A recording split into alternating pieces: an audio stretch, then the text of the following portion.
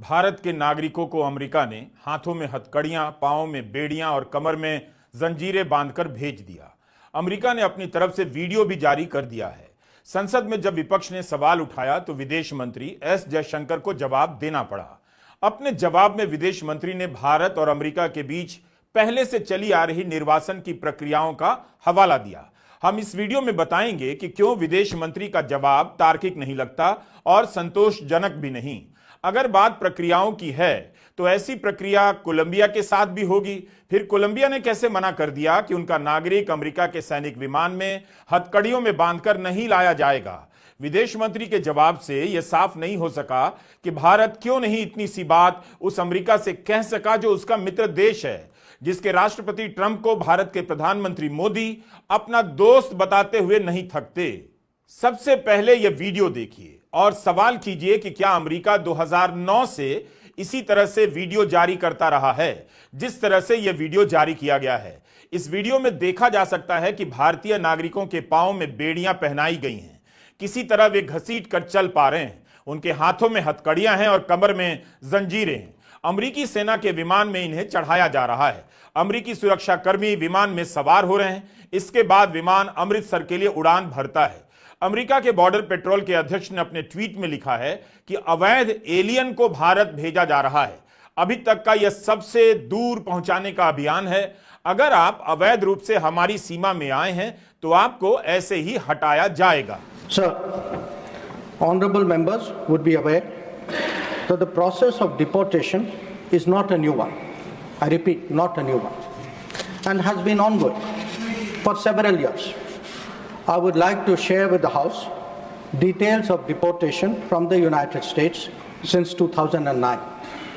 Their numbers, years-wise, as available with our law enforcement authorities, is as follows. 2009, number of deportees 734. 2010, 799. 2011, 597. 2012, 530. 2013, 515. 2014, 591. 2015, 708. 2016, 1303. 2017, 1024. 2018, 1180. 2019, 2042. 2020, 1889. 2021, 805. 2022, 862. 2023, 617. 2024, 1368. 2025, 104. अफसोस कि विदेश मंत्री ने अपने लंबे चौड़े बयान में एक बार भी नहीं कहा कि हथकड़ियों और बेड़ियों में जकड़कर नहीं भेजना चाहिए था। भारत ने एक बार भी नहीं कहा कि अमेरिका ने गलत किया है। 2009 से लेकर 2025 का आंकड़ा देकर विदेश मंत्री का जवाब क्या आपको संतुष्ट कर पा रहा है? यह सही है कि अमेरिका 13 साल से अपनी जमीन पर रहने वाले अवैध भारतीयों को वापस भेजता रहा है, लेकिन इस बार ट्रंप के आने से अवैध प्रवासियों का भेजना केवल सामान्य प्रक्रिया का हिस्सा नहीं है। I will declare a national emergency at our southern border. अगर इतनी ही सामान्य प्रक्रिया थी, 2009 से चली आ रही थी, तो विदेश मंत्री एस जयशंकर 20 जनवरी को ट्रंप की इस बात पर उठकर ताली बजा देते, मगर कुर्सी पर बैठे रह गए जब ट्रंप कहते हैं सीमाओं पर आपातकाल घोषित कर दिया गया है और अब अमेरिका में जो भी अवैध रूप से रहता हुआ पाया जाएगा उसे वापस उसके देश भेज दिया जाएगा। जाहिर है ट्रंप के इस ऐलान में इस बार कुछ अलग था। यह सामान्य प्रक्रिया के तहत दिया गया बयान नहीं था। ट्रंप अपने चुनाव में इन्हें अपराधी और एलियन कहते रहे हैं। विदेश मंत्री ने 2009 का आंकड़ा देकर इस कतार में यूपीए सरकार को भी बिना कहे खड़ा कर दिया, लेकिन इससे मोदी सरकार के समय इस तरह से की जा रही वापसी को लेकर पूरा जवाब नहीं मिलता है। जैसे इसका जवाब नहीं मिलता कि क्या इसी तरह से यानी 2009 से भारतीयों को हथकड़ी पहनाकर, बेड़ी पहनाकर भारत भेजता रहा है। क्या इसी तरह से अमेरिका भारत भेजने के बाद वीडियो ट्वीट करता रहा है और भारत का नाम लेकर एलियन लिखता रहा है? अगर ऐसा होता तो विदेश मंत्री पहले का ऐसा उदाहरण वीडियो जरूर साझा कर देते। अवैध प्रवासियों को निकालने के ट्रंप के अभियान को यहीं तक सीमित नहीं किया जा सकता। देखना चाहिए कि इसके बदले में मेक्सिको, कोलंबिया, ग्वाटेमाला से ट्रंप और क्या कीमत वसूलना चाहते हैं और अमेरिका इन देशों को अपना मोहरा समझता है, अपनी विस्तारवादी नीतियों का एक छोटा सा प्यादा। वह इन देशों को आए दिन ललकारता रहता है, धमकाता रहता है। क्या अब वह उसी कतार में भारत को भी खड़ा कर रहा है? विदेश मंत्री को बताना चाहिए कि अमेरिका इसके पहले भी मेक्सिको से आए लोगों को वापस भेजता रहा है, लेकिन क्या इस तरह से वीडियो जारी करता रहा है कि उन्हें बेड़ियां हथकड़ियां पहनाई गई हैं और वापस किया जा रहा है। बात केवल अवैध नागरिकों को वापस भेजने की नहीं है, इतना भी भोला बनने की जरूरत नहीं। मौजूदा विषय जो विदेश मंत्री जी ने उठाया, आज राजनीति से ऊपर उठकर भारत मां का सीना 140 करोड़ भारतीयों का सीना छलनी है। सपने जमी पर, हाथ में हथकड़ी, पांव में जंजीर, स्वाभिमान जो है वो धूमिल होता हुआ। सर, 4 सिंपल क्लैरिफिकेशन माननीय विदेश मंत्री जी से हैं। पहली, क्या सरकार जानती है कि 5 फरवरी को 104 भारतीयों को हाथ में हथकड़ी और पांव में जंजीरें लगाकर, जहां 19 महिलाएं भी शामिल थी, 40 घंटे की यात्रा जिसमें एक टॉयलेट, इस अमानवीय तरीके से उनको जबरन भारत भेजा गया और सरकार चुप्पी साधे रही? क्या सरकार जानती है कि 7,25,000 ऐसे भारतीय हैं जिनको अमेरिका इसी प्रकार से वहां से निकालने की तैयारी कर रहा है? क्या यह व्यवहार एक आतंकवादी या उग्रवादी का व्यवहार है भारतीयों से, या एक मानवीय व्यवहार है? इस पर क्या सरकार टिप्पणी करेगी? दूसरी क्लैरिफिकेशन, सर, कितने हजार और भारतीय हैं? हमने वो तो देखे जो हथकड़ी और जंजीरों में बंधकर आए, हमारे भाई बहन और बच्चे, पर कितने हजार ऐसे भारतीय हैं 7,25,000 में से जिन्हें अमेरिका ने डिटेंशन सेंटर में इसी अमानवीय तरीके से बंद कर रखा है, और उनके क्या हालात हैं और क्या उनको आपने काउंसलर एक्सेस दिया है?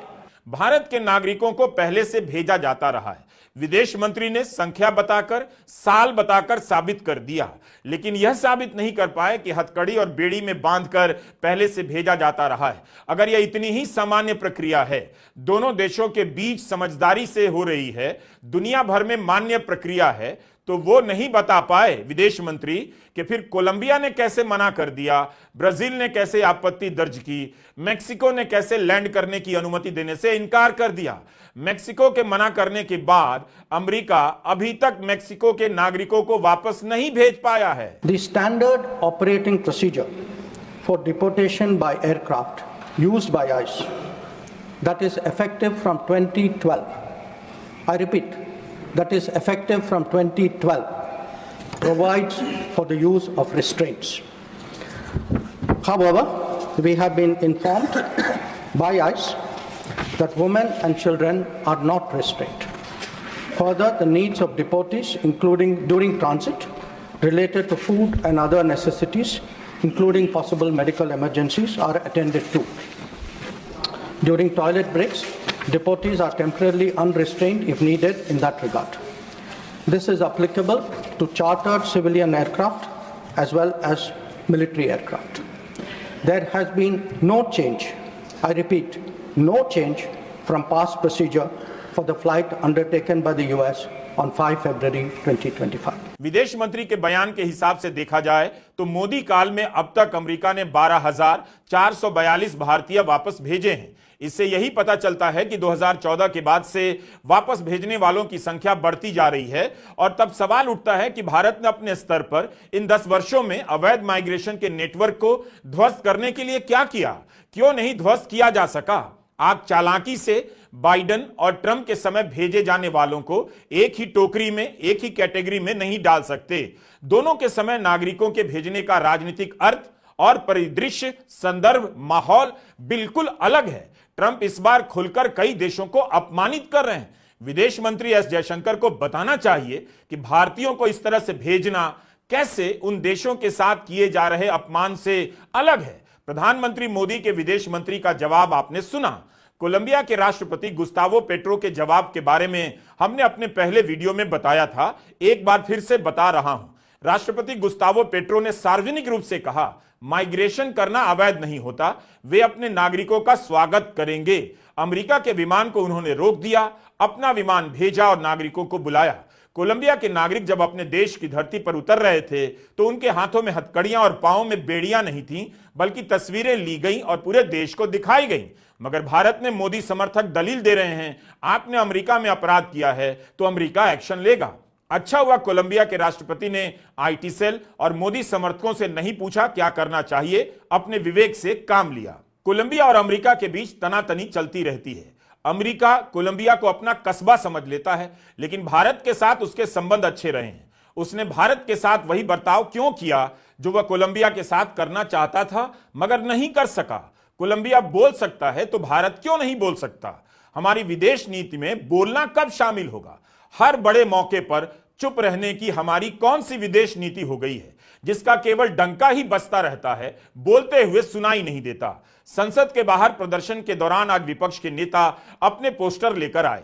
इनके पोस्टरों पर लिखा है humans not prisoners, united against inhumanity. हथकड़ियों में हिंदुस्तान नहीं सहेंगे ये अपमान, हर हिंदुस्तानी का स्वाभिमान यही, न्याय दो जंजीर नहीं।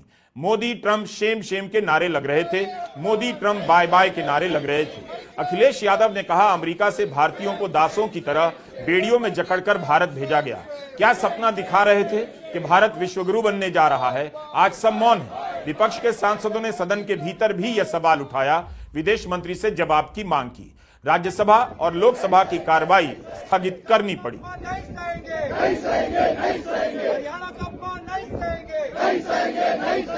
Sir, the House would also share the view of the government that it is in our collective interest to encourage legal mobility and discourage illegal movement. In fact, illegal mobility and migration has many other associated activities also of an illegal nature. Moreover, those of our citizens who have been inveigled into illegal movement themselves become prey to other crimes. They are trapped into both moving and working under inhumane conditions. खुद कह रहे हैं विदेश मंत्री कि अवैध network काम करता है और इस अवैध नेटवर्क की जाल में लोग फंसते हैं, वे भी अपराध के लिए इस्तेमाल होते हैं। विदेश मंत्री कह रहे हैं, लेकिन बताना चाहिए कि 10 साल में यह इतना क्यों बढ़ा। गुजरात में तो बीजेपी की ही सरकार है 2 दशक से ज्यादा समय से, तब भी यह नेटवर्क ध्वस्त नहीं हो सका। बात इतनी नहीं है कि आपने किसी देश का कानून तोड़ा है तो सजा मिलेगी, उससे कौन इनकार कर सकता है। लेकिन क्या हाथ में हथकड़ियां डालकर, बेड़ियां डालकर भेजना ही अंतिम विकल्प था? अगर आप इस बात का समर्थन इस आधार पर करते हैं कि ये अपराधी थे, लेकिन भारत के कानून के हिसाब से तो इन्होंने कोई अपराध नहीं किया, फिर भारत की सीमा में ये अपराधी की तरह क्यों लाए गए, इसका जवाब नहीं दे पाते। पंजाब के एनआरआई मंत्री ने पंजाब के 30 युवाओं का एयरपोर्ट पर स्वागत किया, भरोसा दिलाया कि सरकार मदद करने का प्रयास करेगी। किसी भी सरकार को यही करना चाहिए था जो भगवंत सिंह मान ने किया। इन युवाओं को भरोसा दिलाना उनका काम है, क्योंकि राज्य की नीतियों की असफलता के कारण ही ये नौजवान मजबूर होते हैं अपना राज्य छोड़कर दूसरे देश में जाने और बसने के लिए। हमारा सवाल है कि पंजाब के एनआरआई मंत्री अपने राज्य के लोगों के लिए गए थे, तो क्या यहां गुजरात और हरियाणा के मंत्री को नहीं होना चाहिए था? क्या गुजरात और हरियाणा के भी मंत्री गए थे? जबकि इन दोनों राज्यों के सबसे अधिक यानी 33 लोग वापस भेजे गए हैं। मीडिया रिपोर्ट के अनुसार हरियाणा ने तो अपने लोगों को लाने के लिए कैदियों वाला वैन भेज दिया, जबकि उन्होंने कोई अपराध नहीं किया है। पंजाब के एनआरआई मंत्री कुलदीप सिंह धालीवाल ने बयान दिया है कि नरेंद्र मोदी को अपने मित्र ट्रंप से बात करके इस मसले का हल निकालना चाहिए। बस मेरी गल नूं ध्यान नाल सुनो कि देश के प्रधानमंत्री नरेंद्र मोदी नूं इस टाइम ते अपने मित्र दे नाल अमेरिका के राष्ट्रपति ट्रंप जी दे नाल गल करके बैठ के इस मसले का हल करना चाहिए। और ਜਿਹੜੇ ਭਾਰਤੀਆਂ ਦੇ ਉੱਤੇ ਇਸ ਵੇਲੇ ਡੈਪੂਟੇਸ਼ਨ ਤੇ ਜਾਂ ਜੇਲ੍ਹਾਂ ਦਾ ਡਰ, ਉਹਨਾਂ ਦੀ ਢਾਲ बनना चाहिए ਤੇ मसले का हल करना चाहिए। जो लोग आए हैं उनके साथ भारत की सरकार को खड़ा दिखना चाहिए था, कम से कम इतना तो कर सकते थे। विदेश मंत्री के बयान में ऐसा कुछ भी आश्वासन नजर नहीं आया, उनके लिए सांत्वना के शब्द भी नहीं थे।